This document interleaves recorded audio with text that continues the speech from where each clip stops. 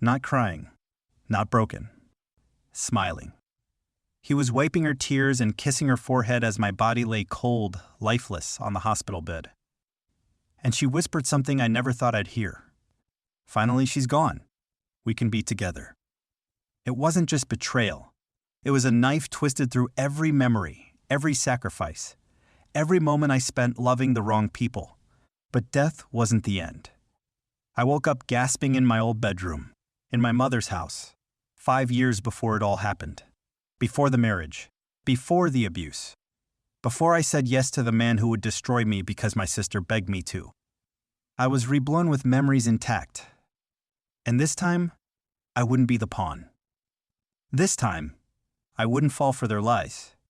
But here's what they never expected: the man they tricked me into rejecting. The one my sister stole for herself? He still loved me, and this time I'd protect that love with everything I had. Because they thought I was weak. But this time, I remembered everything. And I was done playing the victim. My name is Alina. And for most of my life, I lived in someone else's shadow, my sister, Maheen. She was the golden girl. Beautiful, elegant, always the center of attention. While I was the quiet one. The dependable one. The girl who held everything together behind the scenes. People always said we were close. What they didn't know was I worshipped her. And she used that devotion like a weapon. We grew up in a house where appearance was everything. My father was a strict man, obsessed with respect and reputation. My mother?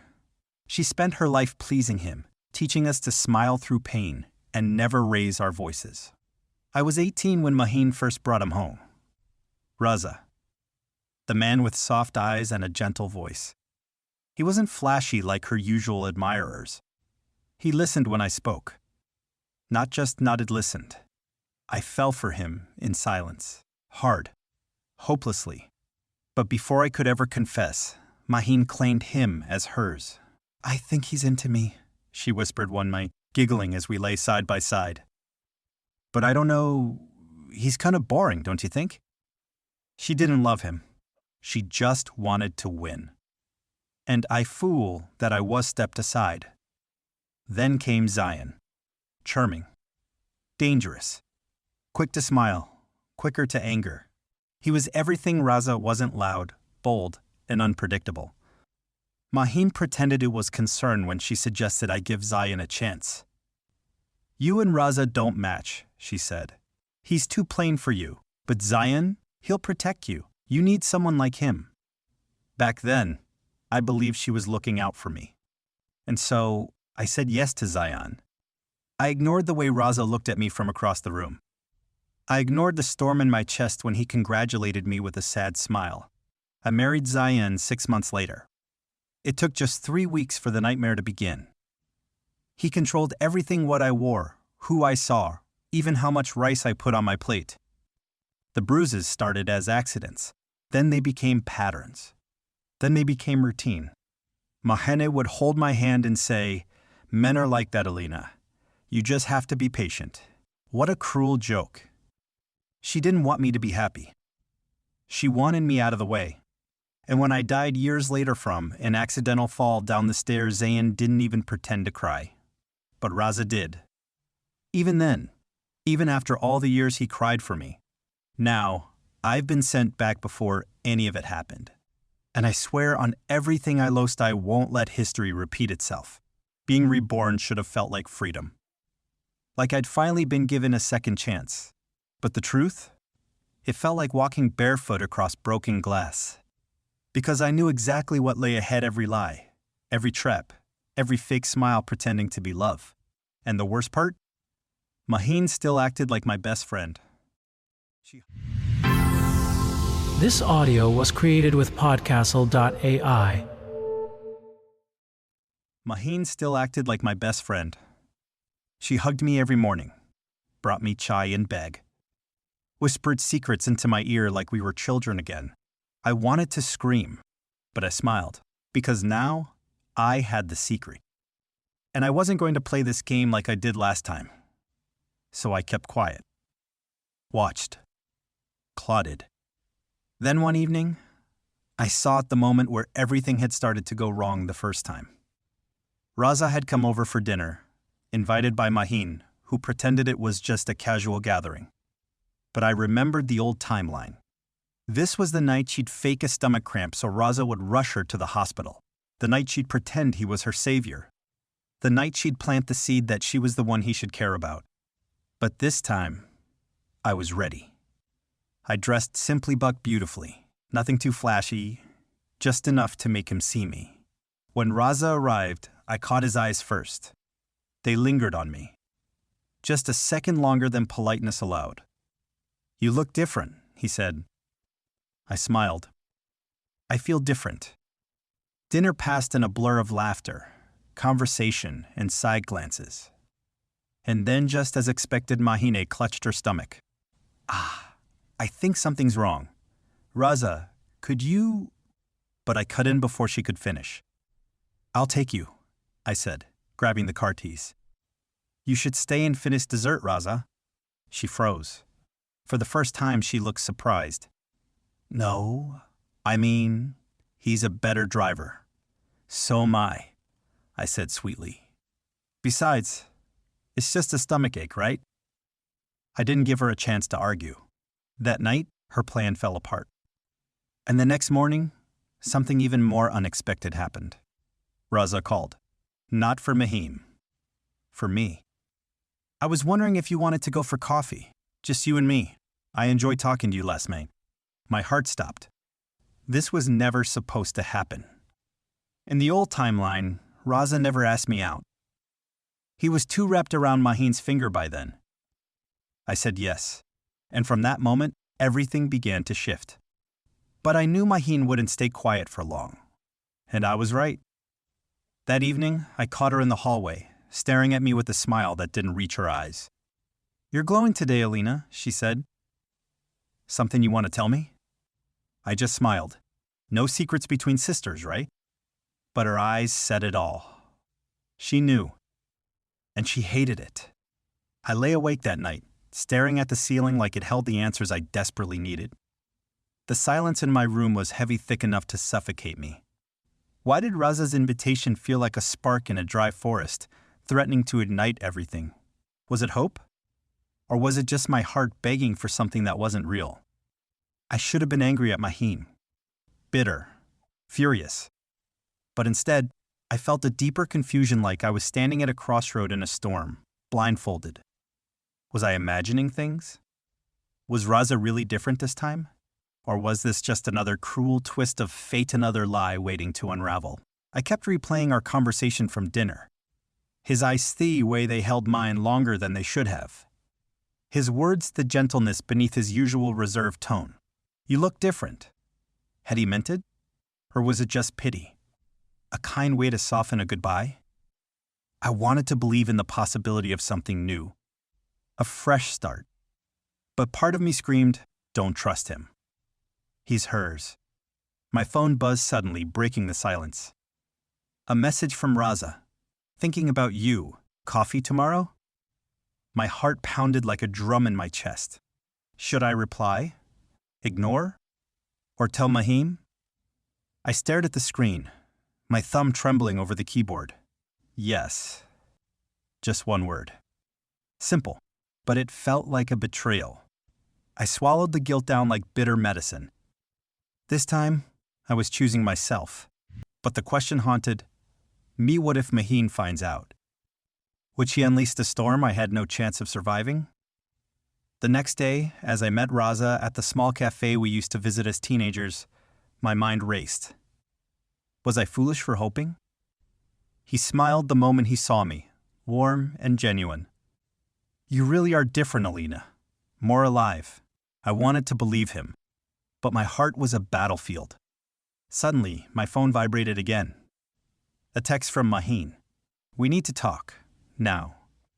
My stomach dropped. The cafe's laughter, the clinking cups all faded into the background. I was about to face my sister, the woman who once held my hand, but was now my greatest threat. When I arrived home, Maheen was waiting, arms crossed, eyes sharp. "What's going on between you and Raza?" she asked coldly. I hesitated. Nothing, just coffee. She laughed bitterly. Don't lie to me. You think I don't see what you're doing? I'm not doing anything. I'm tired of the lies, Maheen. She stepped closer, her voice dropping. You don't know what you're messing with. Raza's mine. Always has been. I took a deep breath, trying to steady the storm inside. Not anymore. I'm done letting you decide who I love. This time, I'm choosing myself. Her eyes flashed with en grande, something darker. You're making a dangerous mistake. As she turned away, I knew this was only the beginning. I wasn't just fighting for love. I was fighting for my life. And deep down, a fire lit inside me, one I hadn't felt in years. I wasn't going to lose again. The next day, I decided to follow Maheen. Not because I trusted her, but because I needed answers. She had warned me you're making a dangerous mistake. I wanted to see why.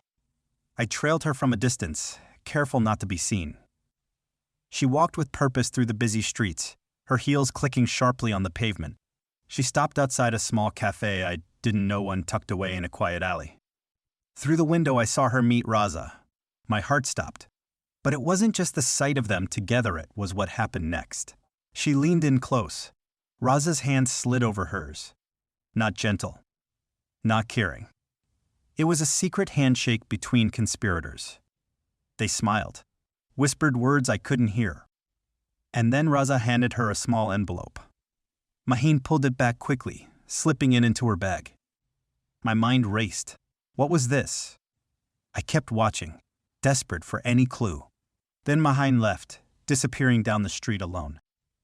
But Raza stayed behind, pulling out his phone. And my blood ran cold when I saw who he was texting. A single word flashing on the screen. Done. What did that mean? Done with me? Done with Maheen? Or done with something far worse? That night, I couldn't sleep. My mind twisted every possibility, every secret, every lie. And then, the phone rang. Raza. Alina, I need to see you. It's urgent. I hesitated, but curiosity and something deeper pulled me in. When I met him, his face was pale, eyes heavy with exhaustion. There's something I've been hiding, he said quietly. Something about Mahina and why she's really been with me. My heart pounded. She's not who you think she is. Raza's voice cracked. She's been playing us, both using me to cover something bigger. What? I whispered, barely able to breathe. She's involved in something dangerous, Alina. Money, lies, betrayal, and it's going to destroy everyone who gets close. My hands shook. You should have told me sooner. I wanted to protect you, but now it's too late. Too late for what? He swallowed hard. Maheen is planning something. Something that will hurt you the most. The world tilted. And just like that, everything I thought I knew shattered. Not only was my sister the betrayer, she was the mastermind behind a secret that could ruin us all. And I was standing right in the middle of it. I finally confronted Maheen. This audio was created with podcastle.ai. And I was standing right in the middle of it. I finally confronted Maheen. It had to be now or I would lose everything. I found her in the house we once shared as kids, standing in the dim light of the living room, her expression cold but defiant. We need to talk, I said, voice steady but shaking inside. She didn't flinch. About what? Your little plan with Raza? You lied. You used him. You used me. I stepped closer, the anger burning in my chest. Her eyes flickered for a second just, a flash of something real, then she smiled, cruel and sharp. Did you really think I was the victim here? That I was the one losing? Why, Maheen? Why destroy us like this? Why push me into his arms just to steal him back? She laughed, a bitter, hollow sound. Because you were weak, always the gentle one, the easy target. I had to break you to take what's mine. You think I'm weak? I whispered, the fire inside me igniting. You have no idea. I pulled out the envelope I'd seen earlier, the one with the secret inside. What's this? What were you hiding? Her face paled for a split second. That's none of your business. It is my business. Because it's about us. about your lies. Suddenly, she lunged forward, grabbing my arm hard. You don't get to play the hero, Alina. Not this time. I yanked free, my heart pounding. I'm not the one who's been pretending. You pushed me into hell so you could have everything. Her eyes softened for a moment and then filled with tears. I was scared. Scared you'd leave me behind. Scared you'd take everything I wanted.